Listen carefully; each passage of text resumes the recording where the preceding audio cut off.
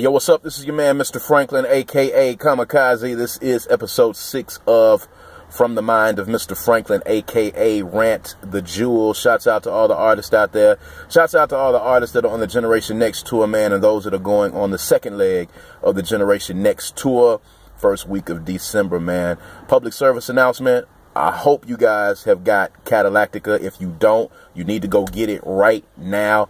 The album is amazing. The new Big Crit album, Catalactica. Hopefully it'll be #1 on Billboard next week, man. Shouts out to Big Crit for putting together an amazing project. It's like a cross between Southern Playalistic Cadillac Music, Riding Dirty, and Good Kid, Mad City, all in one album, man. So if you haven't got it, you need to go get it. Shouts out to the homies Ray Shrimmer.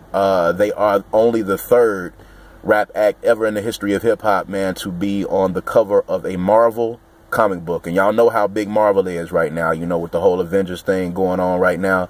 They are the third rap act to ever be on the cover of a Marvel comic book. They're on the cover of the new Captain America. And the only other artists to do that are Eminem and Onyx, man.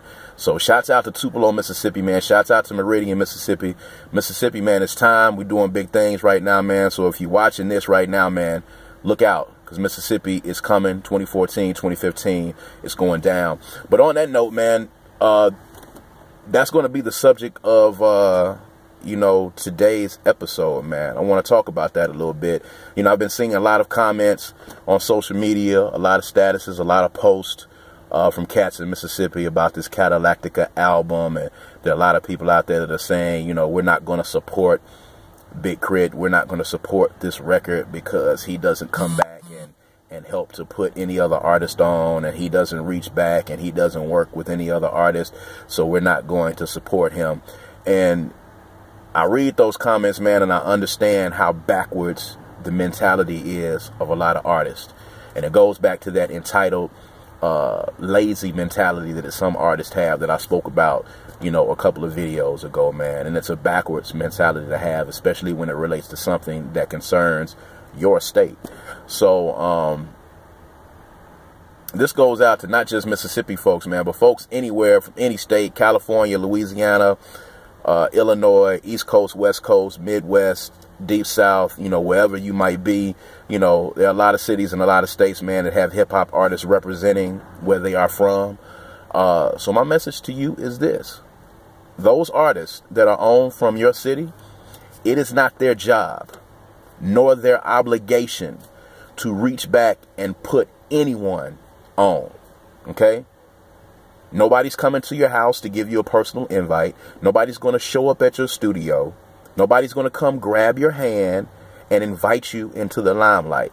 That is something that you got to work for and do on your own. The lifespan of artists is already short as it is, so those artists have enough trouble as it is maintaining and keeping their careers relevant, let alone trying to reach back and have an entire city or an entire state on their shoulders, okay? There are a lot of artists that do help out their cities and help out their states. You know what I'm saying? David Banner, for one. There are a lot of artists that do come back and reach back and put people on, or try to put people on, or try to put people in positions to win. And to those artists, I salute you.